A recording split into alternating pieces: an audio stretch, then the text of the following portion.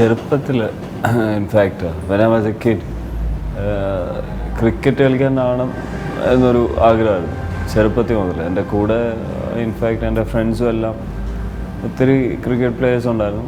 So എനിക്കും cricket player ആണെന്നായിരുന്നു ആഗ്രഹം. പക്ഷെ അത് ഒബ്വിയസ്ലി എല്ലാവരുടെയും ആഗ്രഹങ്ങൾ ഇങ്ങനെ നടക്കണമെന്നൊന്നുമില്ലല്ലോ. അതിനുശേഷം ഐ വെന്റ് ടു പഠിത്തം ഡെൻറ്റിസ്ട്രിയിലേക്ക് പോയി. പിന്നെ പ്രൊഫഷണലി ഒരു ഡെൻറ്റിസ്റ്റായി.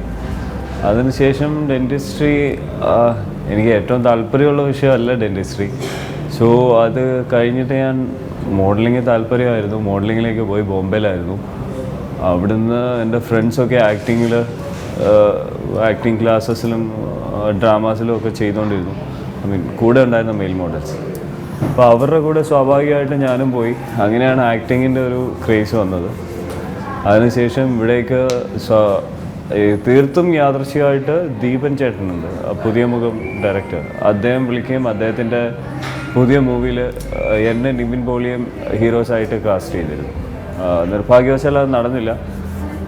പക്ഷേ അദ്ദേഹം അതിനുശേഷം ലിജോ ജോസ് പള്ളിശ്ശേരി സാറിൻ്റെ പുതിയ മൂവിയിൽ ഒരു ആർട്ടിസ്റ്റിനെ കിട്ടിയിട്ടില്ല, ഓഡീഷൻ നടക്കണമെന്ന് പറഞ്ഞ് എന്നെ അങ്ങോട്ട് പറഞ്ഞു വിട്ടു.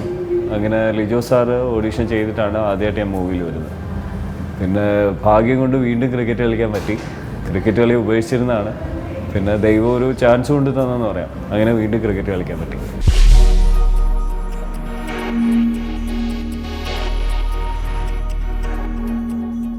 ഇല്ല, വൺസ് യു സ്റ്റാർട്ട് വർക്കിംഗ് പിന്നെ അതങ്ങനെ അങ്ങ് പൊക്കോളും. അങ്ങനെ ഒരു ഒന്നും ചെയ്യില്ല. നിങ്ങൾ പഠിച്ച സാധനം ചെയ്യുന്നതല്ലേ, എന്നും ചെയ്യുന്നതുകൊണ്ട് അതങ്ങനെ അങ്ങ് പൊക്കോളും. ഇങ്ങനെ സിൻസിയറിറ്റിയുടെ ഒരു പ്രശ്നമേ അവിടെ വരുന്നില്ല.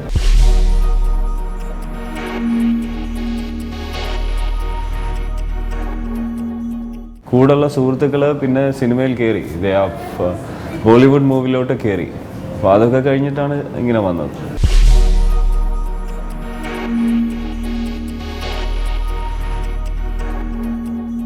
കേരളത്തിൽ ഞാൻ വളരെ കുറച്ച് cricket കളിച്ചിട്ടുള്ളൂ.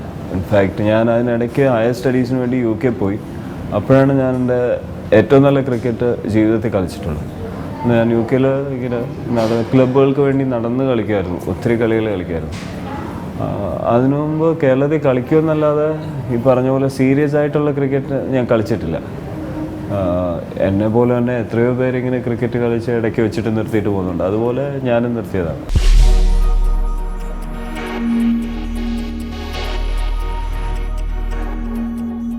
It's a combination of many factors.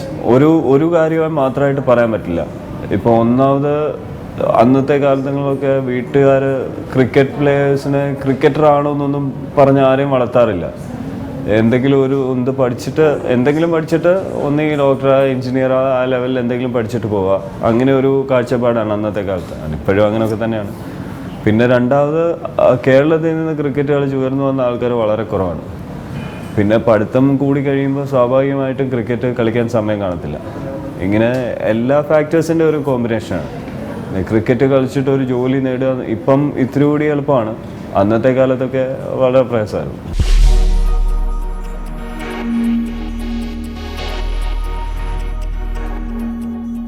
എല്ലാത്തിനും കോംപ്ലിക്കേഷൻസ് ഉണ്ട്.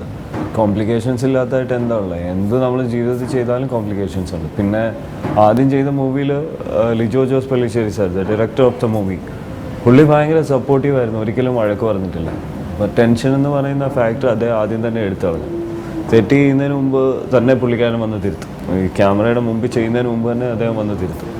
അങ്ങനെ വളരെ സപ്പോർട്ടീവായിട്ടുള്ള ഒരു ഡയറക്ടറിനെ ആദ്യം കിട്ടിയതുകൊണ്ട്, പിന്നെ ബാബു ജനാർദ്ദൻ സാർ അതിൻ്റെ സ്ക്രിപ്റ്റ് റൈറ്റർ, അദ്ദേഹം കൂടെ നിന്നിങ്ങനെ പറഞ്ഞു തരുന്നതുകൊണ്ട് ആദ്യം ചെയ്ത മൂവി എളുപ്പമായിരുന്നു. ഇൻഫാക്റ്റ് അങ്ങനെ ഒരു ആദ്യമായിട്ട് ക്യാമറയുടെ മുമ്പിൽ വരുമ്പോഴുള്ള ഭീതിയോ അങ്ങനത്തെ സാധനങ്ങളൊന്നും ഇവരുടെ രണ്ടുപേരുടെയും സപ്പോർട്ട് പിന്നെ ബാക്കിയുള്ള ക്രൂവിൻ്റെ സപ്പോർട്ട് കൊണ്ട് തോന്നിയിരുന്നില്ല. ഇത്തിരി കൂടി ഒരുപക്ഷെ വലിയ ഒരു ഡയറക്ടർ ആയിരുന്നെങ്കിൽ ടെൻഷൻ തോന്നിയാണ്. ഇവർ ടെൻഷൻ തോന്നാതിരിക്കാൻ വേണ്ടി പ്രത്യേകം ശ്രമിച്ചിരുന്നു.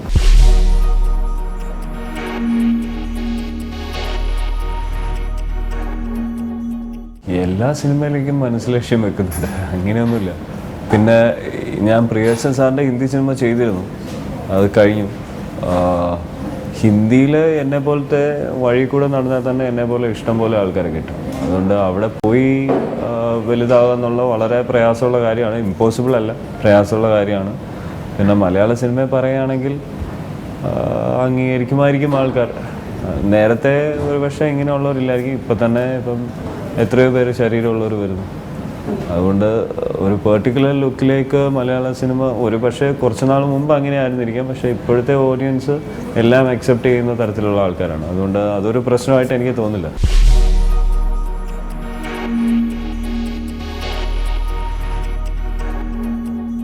ടു ബി വെരി ഓണസ്റ്റ്, ഇപ്പം അങ്ങനെ ഒരു വേഷത്തെ പറ്റി ഞാൻ ചിന്തിക്കുന്നില്ല. എനിക്കൊരു പ്രോപ്പർ വേഷം, ഒരു നല്ല കഥാപാത്രം കിട്ടണമെന്ന് മാത്രമേ ഇപ്പോൾ ആഗ്രഹമുള്ളൂ. അല്ലാതെ ഇന്ന വേഷം ചെയ്യണമെന്ന് എനിക്ക് ആഗ്രഹം ഉണ്ടായിരുന്നു എന്നൊന്നും അങ്ങനെയൊന്നും ഞാനിപ്പോൾ ചിന്തിക്കുന്നില്ല. അത്രയൊന്നും ചിന്തിക്കാൻ ഞാൻ ആയിട്ടില്ല. ഒരു നല്ല വേഷം കിട്ടണം, അത്രേ ഉള്ളൂ ഇപ്പോഴത്തെ ആഗ്രഹം. അപ്പോൾ ദൈവം സഹായിച്ച് ഇപ്പോൾ വന്നിരിക്കുന്ന പടങ്ങളിൽ നല്ല വേഷമാണ്. ഇനി അതുപോലത്തെ വേഷങ്ങൾ കിട്ടാനുള്ള ആഗ്രഹമുള്ളൂ.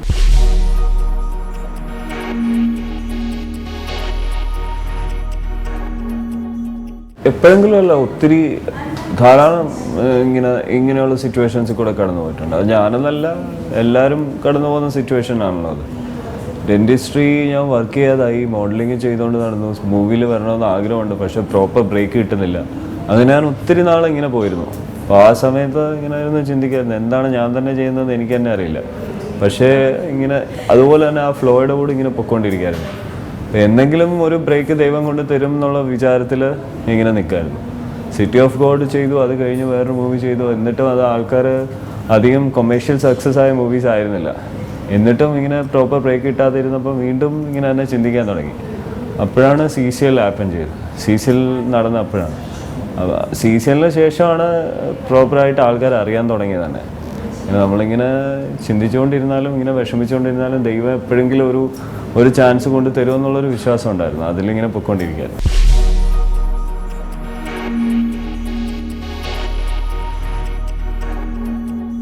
സത്യം CCL തീർച്ചയായും ദൈവാനുഗ്രഹം കൊണ്ട് CCL പെർഫോം ചെയ്യാൻ പറ്റി. അതുകൊണ്ടാണ് ഇത്ര ആൾക്കാർ അറിഞ്ഞത്. അല്ലെങ്കിൽ ചെയ്ത മൂവീസ് വെച്ചിട്ട് അധികം ആൾക്കാർ അറിഞ്ഞിരുന്നില്ല. CCL കൊണ്ടാണ് പ്രത്യേകിച്ച്. പിന്നെ മൂവീസ് ചെയ്തുകൊണ്ടാണ് ഡെഫിനറ്റ്ലി CCL കളിക്കാൻ പറ്റിയത്. അല്ലെങ്കിൽ CCL കളിക്കാൻ പറ്റില്ല. അപ്പം എല്ലാം ദൈവം തന്നെ ഇങ്ങനെ കൊണ്ടു തന്നാണ്.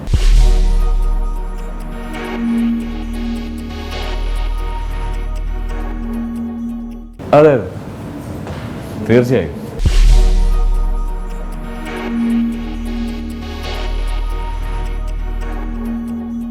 ഫ്രണ്ട്സിൻ്റെ സപ്പോർട്ട് ഒരു പരിധി വരെ ഉണ്ട്, എങ്കിലും നമ്മൾ തന്നെ ഓവർകം ചെയ്യണമല്ലോ. ഇപ്പോൾ ഫ്രണ്ട്സിനെ പൂർണ്ണമായിട്ട് ആശ്രയിക്കാൻ പറ്റില്ല. അപ്പം നമ്മൾ തന്നെ ഇതൊക്കെ ജീവിതത്തിൻ്റെ ഭാഗമാണെന്ന് കരുതി ഇങ്ങനെ പോയാൽ മതി. ദൈവത്തിൻ്റെ അനുഗ്രഹം ഉണ്ടെങ്കിൽ നമ്മളിങ്ങനെ പൊയ്ക്കൊണ്ടേയിരിക്കും. പേഴ്സണൽ കാര്യങ്ങളിൽ ഓഫ് കോഴ്സ് ഞാൻ ബാക്കിയുള്ളവരെ ഇൻവോൾവ് ചെയ്യിക്കാതിരിക്കാൻ ശ്രമിക്കും. പിന്നെ സൗഹൃദങ്ങൾ ഇഷ്ടം പോലെയുണ്ട്. എല്ലാവരോടും സന്തോഷത്തോടു കൂടി പെരുമാറുക. നമുക്ക് സന്തോഷം നമ്മൾ തന്നെ തരുന്നതിൻ്റെ കൂട്ടത്തിൽ നമുക്ക് സന്തോഷം ആർക്കൊക്കെ കൊടുക്കാൻ പറ്റുമോ അവർക്കൂടെ കൊടുക്കുക. ഇത്രയാണ് ഞാൻ ശ്രമിക്കാറുള്ളത്. പിന്നെ നമുക്ക് എന്തെങ്കിലും പ്രശ്നം ഉണ്ടെങ്കിൽ സ്വന്തമായിട്ട് നമ്മളത് നമ്മുടെ ഉള്ളിൽ തന്നെ വെക്കാൻ ശ്രമിക്കും മാക്സിമം.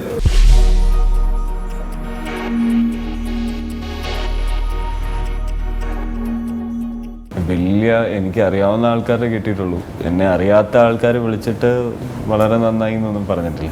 ലിജോ സാറാണെങ്കിലും ബാബു ജനാർദ്ദൻ സാറാണെങ്കിലും ദീപൻ ചേട്ടനാണെങ്കിലും പത്മകുമാർ സാർ ഡയറക്ടറാണെങ്കിലും ഇവരൊക്കെ വിളിച്ച് പറഞ്ഞിട്ടുണ്ടായിരുന്നു.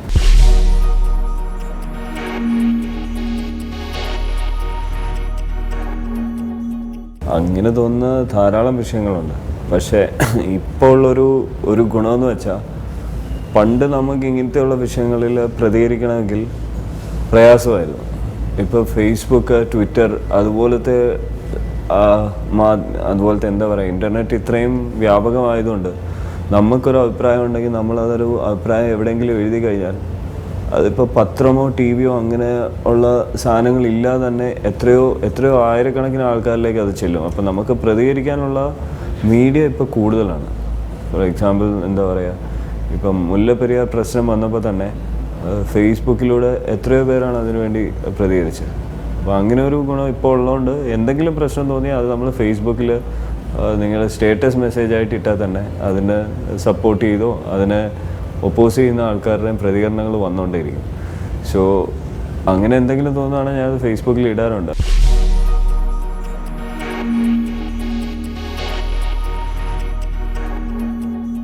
രാഷ്ട്രീയമോ അങ്ങനത്തെ കാര്യങ്ങളൊന്നും തന്നെ എൻ്റെ മനസ്സിലില്ല. ഞാൻ ഒരു രാഷ്ട്രീയ പാർട്ടിയെ പറ്റി ഒന്നും പറയാൻ ആളല്ല, അതിനുള്ള വിവരമൊന്നും എനിക്കില്ല. പിന്നെ ഇപ്പം എൻ്റെ മനസ്സിലുള്ള എനിക്കൊരു ഗോളുണ്ട്, അത് അച്ചീവ് ചെയ്യണം, ദാറ്റ്സ് ഇറ്റ്. എൻ്റെ വീട്ടുകാരെ ഹാപ്പി ആയിരിക്കണം, എൻ്റെ ഫ്രണ്ട്സ് ഹാപ്പി ആയിരിക്കണം, ദാറ്റ്സ് ഇറ്റ്. അല്ലാതെ എനിക്ക് അതിൽ കൂടുതലൊന്നും രാഷ്ട്രീയത്തെ പറ്റിയോ ചിന്തിക്കാനൊന്നും ഞാനായിട്ടില്ല.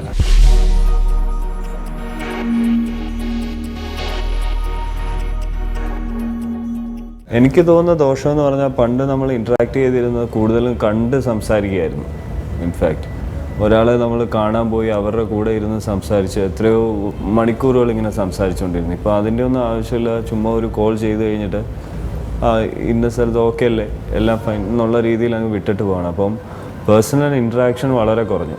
അതാണ് എനിക്ക് തോന്നുന്ന നെഗറ്റീവായിട്ടുള്ള കാര്യം. അപ്പം ഒരുപക്ഷെ ബന്ധങ്ങളുടെ ആഴം ഇതുകൊണ്ട് കുറഞ്ഞു പോയേക്കാം. ഈ പേഴ്സണൽ ഇൻട്രാക്ഷൻ കുറയുമ്പോൾ സ്വാഭാവികമായിട്ടും ബന്ധങ്ങൾ കുറയാൻ ചാൻസ് ഉണ്ട്. പിന്നെ വളരെ എളുപ്പമാണ്. പണ്ടൊരാളെ പോയി കാണേണ്ട ആവശ്യം ഉണ്ടായിരുന്നു, ഇപ്പോൾ അതിൻ്റെ ആവശ്യമില്ല. അവിടെ നിന്ന് തന്നെ നമ്മൾ കോൾ ചെയ്ത് എവിടെ ഉണ്ടെന്ന് അറിയാം. ഇപ്പോൾ ഒരാൾ വേറെ എവിടെയെങ്കിലും പെട്ടുപോയെന്ന് വെച്ചു, അയാളുടെ മൊബൈൽ ഫോൺ ഉണ്ടെങ്കിൽ നമുക്ക് പോയി കണ്ടുപിടിക്കേണ്ട ആവശ്യമില്ല, ഒരു കോളിനുള്ളിൽ നമുക്കറിയാം. അങ്ങനത്തെ ഗുണങ്ങളും ഉണ്ട്, ദോഷങ്ങളും ഉണ്ട്.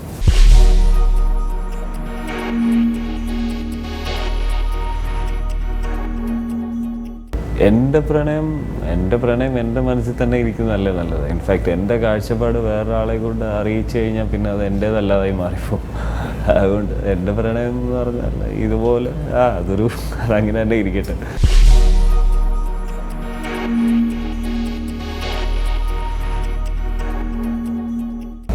ഡിവോഴ്സ് ചെയ്യുക എന്ന് പറയുന്ന ഒരാളുടെ പേഴ്സണലായിട്ടുള്ളൊരു ഡിസിഷനാണ്.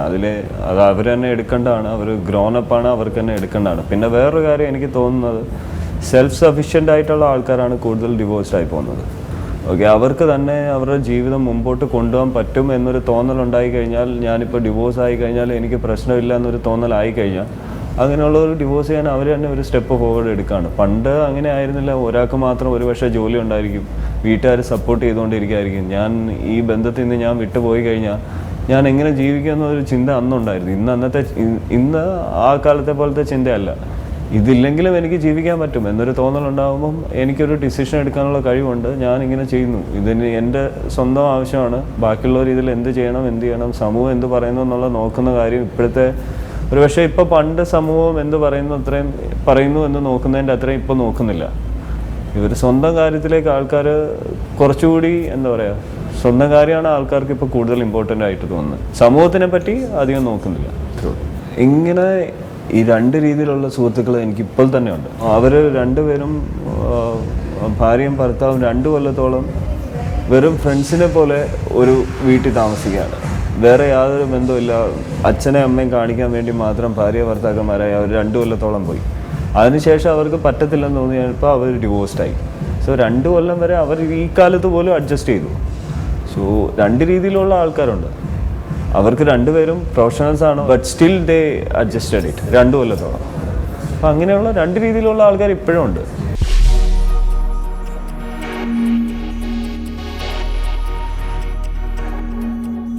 ക്വാളിറ്റി എന്ന് പറഞ്ഞു കഴിഞ്ഞാൽ ബാക്കിയുള്ള മനുഷ്യർക്കുള്ള ക്വാളിറ്റിയൊക്കെ തന്നെ ഉള്ളൂ. പിന്നെ ഒരു കാര്യം എനിക്ക് ചെയ്യാൻ പറ്റുമെന്ന് തോന്നിക്കഴിഞ്ഞാൽ ഞാനത് ചെയ്യാൻ പറ്റുന്ന അത്രയും നാൾ അതിലിങ്ങനെ പിടിച്ച് തൂങ്ങിക്കിടക്കും. ബാക്കിയുള്ളവർ എന്നോട് വന്ന് പറയും, നിന്നെ കൊണ്ട് ഇത് ചെയ്യാൻ പറ്റില്ല, നീ ഇതിട്ടിട്ട് പോകും, നിനക്ക് ചെയ്യാൻ പറ്റുന്ന കാര്യങ്ങൾ ചെയ്യുമെന്ന് പറഞ്ഞ് ഇങ്ങനെ നിരുത്സാഹപ്പെടുത്തിക്കൊണ്ടിരിക്കുകയാണെങ്കിലും എനിക്ക് ചെയ്യാൻ പറ്റുമെന്ന് തോന്നിക്കഴിഞ്ഞാൽ ഞാനത് ചെയ്യുന്നവരെ ഇങ്ങനെ പിടിച്ച് തൂങ്ങിക്കിടക്കും. അങ്ങനത്തെ ഒരു സ്വഭാവമുണ്ട്, അത്രേ ഉള്ളൂ.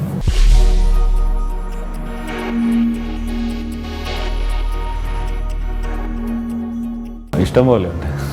ഞാൻ ഭയങ്കര സെൻസിറ്റീവാണ്, വളരെ സെൻറ്റിമെൻ്റലായിട്ട് എല്ലാ കാര്യങ്ങളെയും അപ്രോച്ച് ചെയ്യും. പലപ്പോഴും ചെയ്യരുതാത്ത കാര്യമാണ്. അത് എത്ര മാറ്റണമെന്ന് പറഞ്ഞാലും മാറ്റാൻ പറ്റുന്നില്ല. അതങ്ങനെ തന്നെ ഞാൻ പൊയ്ക്കൊണ്ടേയിരിക്കുകയാണ്.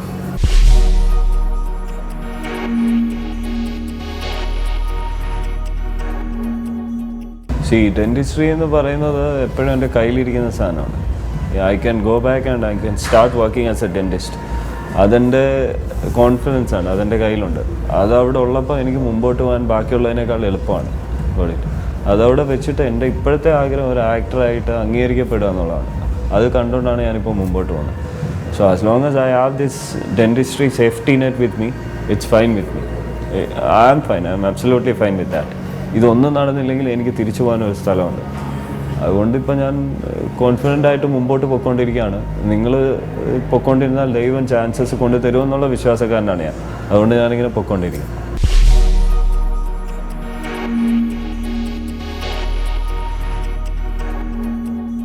Sensitivity and tension both are two different things.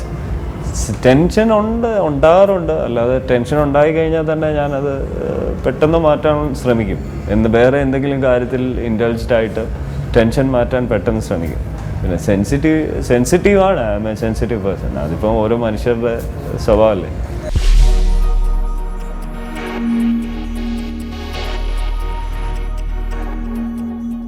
സത്യസന്ധമായിട്ട് പറയുകയാണെങ്കിൽ ചെറുപ്പം മുതൽ ഞാൻ കേൾക്കാൻ ആഗ്രഹിച്ചത് ക്രിക്കറ്റ് പ്ലെയർ ആകണമെന്നുള്ളത്. ആൾക്കാരങ്ങനെ പറയണമെന്നുള്ളതാണ്. ഗുണ്ടപ്പ വിശ്വനാഥ് എന്ന് പറഞ്ഞാൽ ലോകത്തിലെ തന്നെ ഏറ്റവും വലിയ ബാറ്റ്സ്മാൻ. അദ്ദേഹം CCLൽ അദ്ദേഹത്തിന് ഏറ്റവും ഇഷ്ടപ്പെട്ട ബാറ്റ്സ്മാൻ ആരാണെന്ന് ചോദിച്ചപ്പോൾ അദ്ദേഹം എൻ്റെ പേര് പറഞ്ഞു.